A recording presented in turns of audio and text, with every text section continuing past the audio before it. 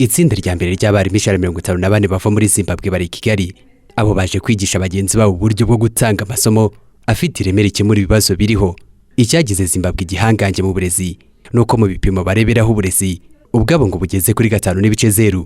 Dr. Ganyata Obeji, umwe mu barimu baje kwigisha mu Rwanda, yatubwiye iki byo bipimo bisobanuye. When you are saying our education is based on education 5.0, it's not 5.0 philosophy. We are saying that there are 5 pillars. Iyo tuvuze ko uburezi bwacu bugeze kuri 5.0, tuba dushaka gusobanura ingingo 5 ziteza imbere uburezi. Ibyo harimo kwigisha, gukora ubushakashatsi ndetse n'abaturage bakabigiramo uruhare. Ariko twaje gusanga abarimu bacu bagomba gushyiramo itandukaniro, bagahanga ubumenyi. Ibyo bigakorwa binyuze mu guhanga udushya. Twashatse abarimu bahanga ubumenyi ku buryo umunyeshuri wacu asohoka ahanga akazi mu mwanya wo kugasaba. Nyuma y'ibyo twatekereje ku iterambere ry'inganda. Tukibaza tuti, ni iki umwarimu yakora kugira ngo inganda zitere imbere binyuze mu bumenyi? What resources, what knowledge can you assist us to reach the industrialization levels? Ibyo byatumye twibaza urwego uburezi bw'u Rwanda bugezeho ku buryo abarimu baturutse muri Zimbabwe bashobora kongera hitafari. Madame Claudette Irere, umunyamabanga wa leta ushinzwe ikoranabuhanga, imyuga n'ubumenyi ngiro muri iyo minisiteri, yadusubije atyo. No kuvuga hari aho bahereye, bavuga wenda 1.0, 2.0 bitewe n'icyo bagenda bongeramo. So biragoye rero guhita ububazo u Rwanda ngo yacu yo ni kangahe. Ntabwo tugendera ku bipimo bimwe, ntabwo ari zimwe. Ubigendeye kuri ibyo ngibyo ntabwo byakunda. Ndaguha urugero. Uyu munsi iyo batubwira irembo n'urugero, batubwira ngo tugeze ku irembo 3.0, nuko hari icyo baba bongereyemo koko tuvuye mu yibanza. So ntabwo uko yabivugaga ushobora kubifata ngo ubitranspose ubizane mu yacu. Icyo hano nasobanura ni iki, nuko education y'u Rwanda ifite amahame igenderaho, ifite ibyo yigisha, tugira curriculum, tugira uburyo twigisha n'ibindi. Ntabwo ntekereza ko education y'u Rwanda igiye guhinduka iya Zimbabwe.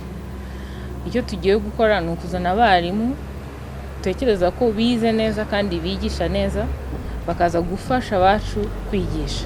Dr. John Smailesera nawe waje kwigisha mu Rwanda avuye muri Zimbabwe, yatubwiye ko bazanye umusanzu wabo ku burezi bw'iki gihugu, ariko ngo kuzamura uburezi bisaba gutegura abarimu. It is actually to my advantage that I have knowledge of the Zimbabwean education system.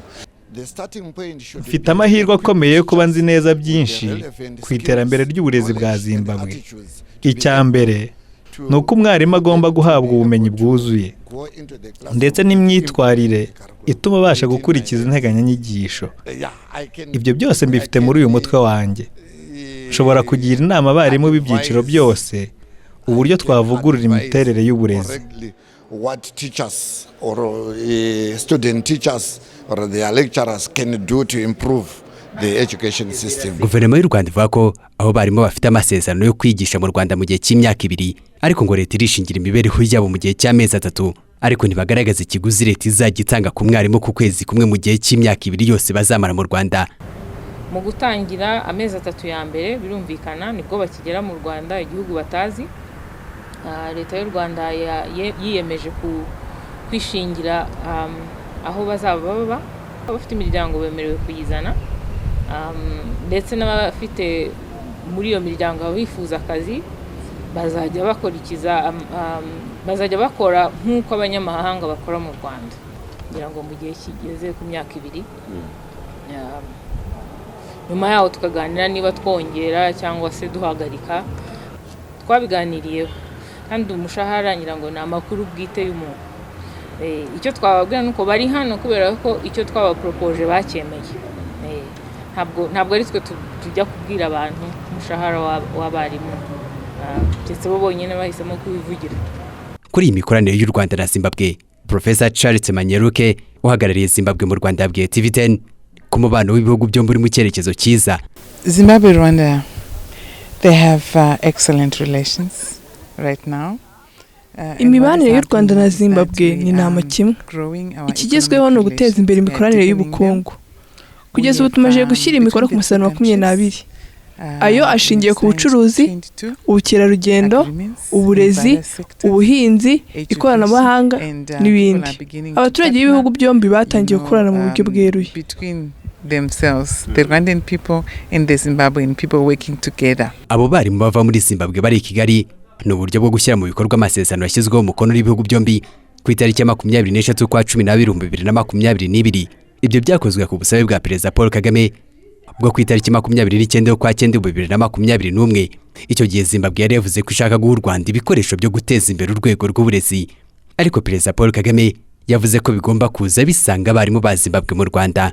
Iyo ntambwe igezweho nyuma y'imyaka 3 yonyine ibihugu byombi bifunguye ambasade Kigali na Harare. TV 10.